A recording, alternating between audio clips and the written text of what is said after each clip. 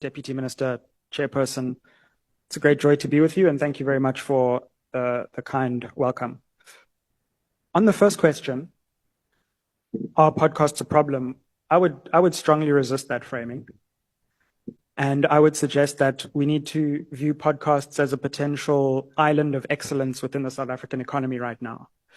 When we consider the very difficult position in which the South African economy finds itself, podcasts have risen as black-led, independent, and financially sustainable economic entities. And I think that's a particularly important island of excellence that not only we need to think about regulating, but that we need to consider how we actually assist and help, not just from a truth perspective, but from an economic perspective.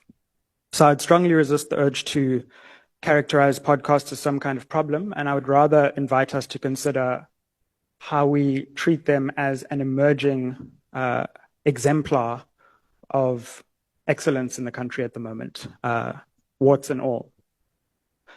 As far as the regulatory question goes, I think we have to be very careful here to consider what it is that we are regulating. And for me, there are three distinct areas of regulation that are apt. The first is you regulate harm. And those kind of harms are dignity harms like hate speech or defamation. So what are we regulating? We're trying to regulate some kind of harm here to people's dignity. And there, for me, we have very effective ways through our courts of regulating egregious assaults on people's dignity and defamation. And the question I would ask is, why do we think that those existing mechanisms, which are enforced through an independent judiciary, are inappropriate in this case? So in terms of the regulation of overt harms like hate speech or defamation, we have regulations. The other thing we would regulate is explicitness, overt violence, foul language, inappropriate nudity. And there really is a need to regulate. But there, for me, platforms already regulate to a large extent. If they don't, then I think that that may be an area that we need to speak about more seriously. Again, there are also legal regulations for egregious violations of those areas of regulation.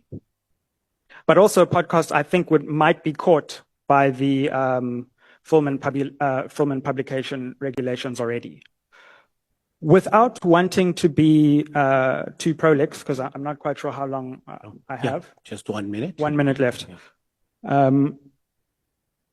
I think the third thing that we would want to regulate is disinformation, misinformation, or in other words, we'd want to protect truth. So we'd have dignity on the one hand, we'd have explicitness, or we'd want to protect some form of violation of accuracy.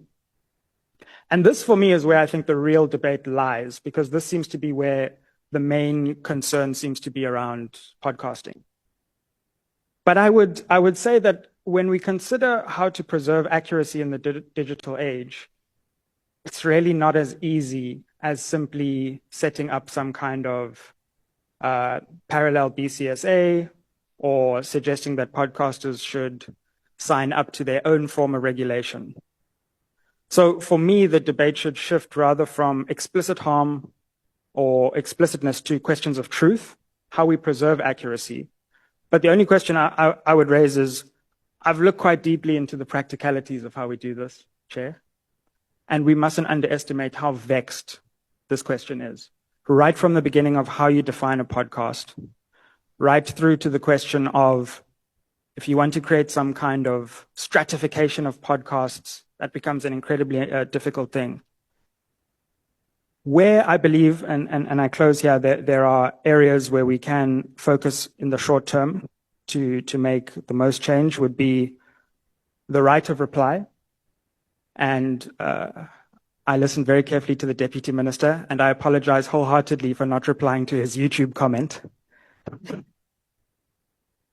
right of reply, I think, is an important area we can focus on together, as well as the advertising area and making sure that audiences understand when things are paid for and when they aren't.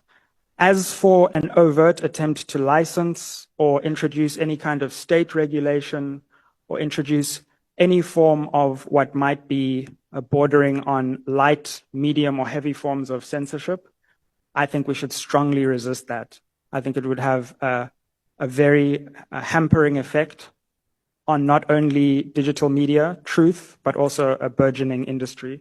And I think we should be very careful in considering any kind of state participation in the control of podcasting.